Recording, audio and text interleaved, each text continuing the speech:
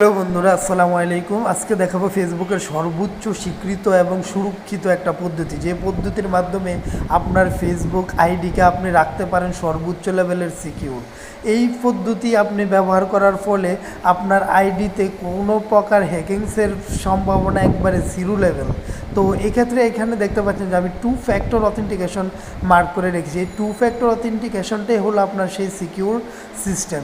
এই সিকিউর সিস্টেমটা হলো আপনি এখানে একটা আপনার নাম্বার দিবেন, ওই নাম্বারে কেউ যদি কখনো আপনার আইডিতে লগ ইন করতে চায় তখন আপনার নাম্বারে একটা নোটিফিকেশান কোড যাবে। ওই কোডটা এখানে লগ ইনে চার্জ বক্সে দেওয়ার পরই তারপরে ওই আপনার আইডিটা ওপেন হবে। যেহেতু সিমটা আপনার কাছে থাকবে, সো কারো পক্ষে ওই নোটিফিকেশন কোডটা পাওয়া পসিবল না। এক্ষেত্রে আপনার আইডিতেও কারো পক্ষে ঢোকা সম্ভব না।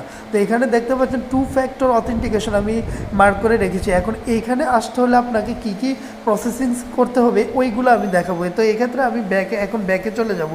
ব্যাকে যাওয়ার পর আবার আমরা এখানে ব্যাক করব পরে। তো এখানে আপনারা দেখতে পাচ্ছেন যে আমার প্রোফাইল লোগোটা দেয়া আছে। তো আমি প্রথমে আমার প্রোফাইল লোগোতে প্রেস করব।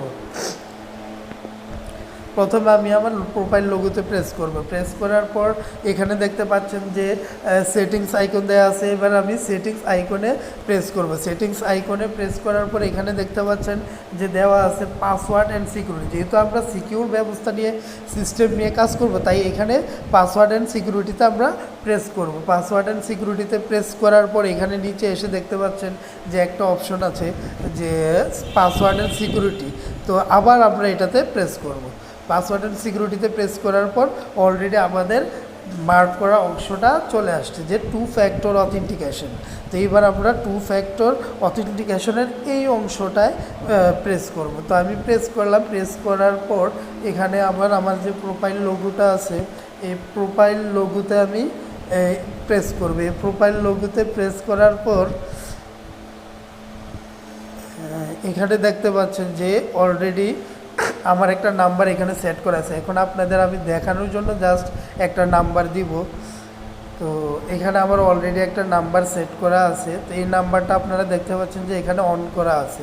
এখন যদি আমি চেঞ্জ করতে চাই তাহলে চেঞ্জ করলে এই যে এই অপশনে আপনাকে প্রেস করতে হবে। তো আমি আমার নাম্বারটা চেঞ্জ করব না, তাই আমি ব্যাকে আবার চলে যাব। তো ব্যাকে যাওয়ার পরে এই অংশগুলা ভরাট করার পর আপনি ভরাট করার পর অলরেডি আপনার নাম্বারটাও এখানে সেট আপ হয়ে যাবে। এবার আপনি ব্যাকে চলে গেলে আপনার 2 ফ্যাক্টর অথেন্টিকেশন সিস্টেম চালু হয়ে যাবে।